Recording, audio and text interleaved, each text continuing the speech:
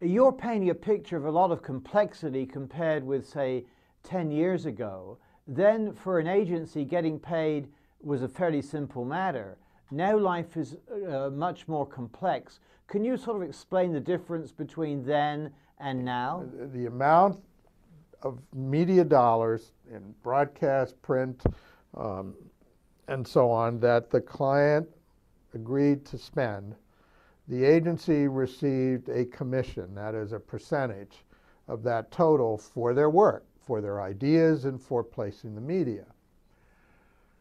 What's been happening is that, and as late as 1990, that was about 65% of the way agencies were paid. Today, it's about 25%. Almost all agencies in all disciplines are now paid on a fee basis, which is, it could be as simple as cost plus, some kind of the number of people spending X amount of hours charged an hourly rate with some kind of markup, and that's the fee. There's more complicated systems. What I see happening more and more and more as accountability becomes possible and people are focused on it more and more is going to be some combination of some kind of retainer or fee, just for being a partner and doing the work. But there's going to be built a lot more into how the agencies make their money around success fees or, incentive compensation, bonuses, whatever you want to call it, owning a piece of the brand. I mean, I've heard just in the last 6 months, a number of small agencies, part of their compensation has been either options or actual share in the brand. And if they continue to do well, they'll get increasing share, just like a senior manager who performs well. And so I see that happening more and more and more. Now, the counter trend to all of this, what I just said, is the growth of auction models to buying media. And in that case, there's an effort there sort of to pay for play. And in a lot of the, whether it's Google or Yahoo or MSN or some of these other, third-party participants, it's all about an auction, and your effort is to try and get a reasonable media placement at the lowest possible cost that you can. Google especially is very aggressive in seeing if they can apply the auction model to some of these broader broadcast media. Because it's easy, not easy, but it is fairly straightforward to apply the auction model when search is the basis for choice. You're wanting to sell, a garden hose, and obviously if people are searching for plants, yard care, whatever, there's a value in being on that site where people are searching that, and that's worth X to you. Now, maybe you try to get it for Y, but you may even be willing to pay X plus 1, X plus 2, because it's such a rich space for the kind of customers you're looking for.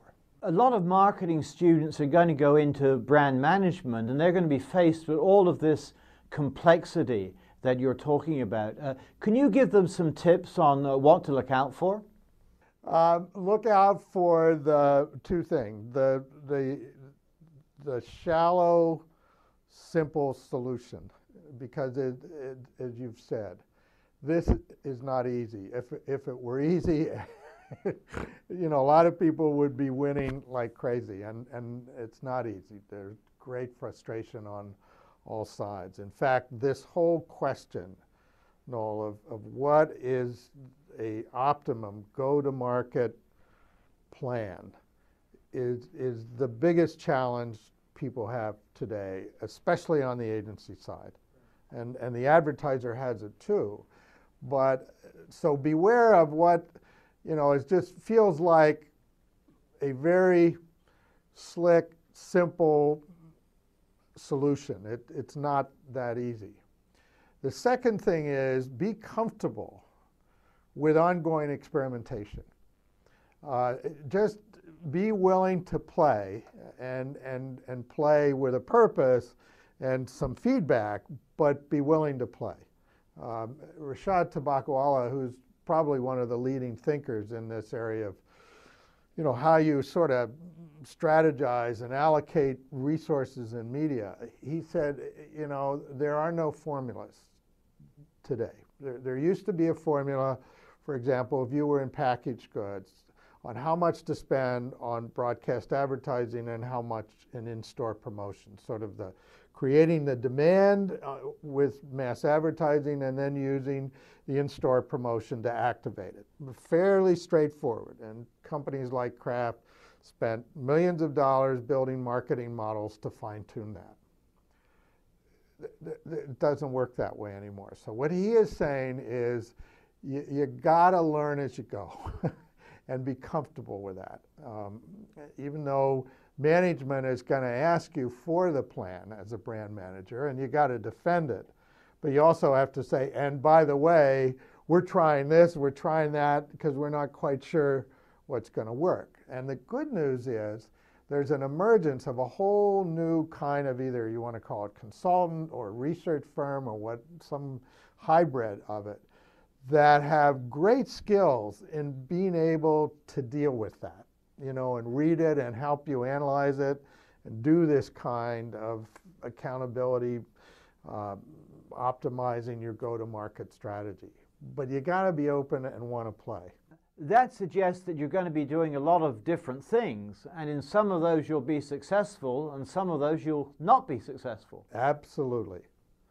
But when you think about it in the long term, and this is one of the issues that companies have got to come to grips with, because brand manager tenure is often short, is there's as much value, Noel, in discarding a tactic or a particular strategy as there is in identifying the one that works for the long term, because you've got both sides of the equation. You're constantly trying to minimize waste, that is, make your go-to-market money and your brand idea, maximize efficiency. But you're also trying to get effectiveness. How high is up? Where is the one or two places that have got more elasticity in them and make a bigger splash and connection? I mean, if anyone would have said 5 years ago that the best way to introduce a new consumer electronics is through street media, you would have laughed at them. And yet, that's what iPod did for the first 9 months of their introduction. They got out there on the street in subways and posters and little, mini events in big cities and develop the street cool, so that you and I, I'm not in their target market, but as target consumers walk down the street and they saw the people with the little white earphones and so on, and the posters, they're going, ooh, that's new, that's cool, that's got to be in. They did that to precede any kind of broadcast advertising. So that idea was just so rich, so right for what they were trying to do, that maximized the effectiveness. Now, they still needed an overlay then of mass media to start getting scale, which is where the efficiency comes in.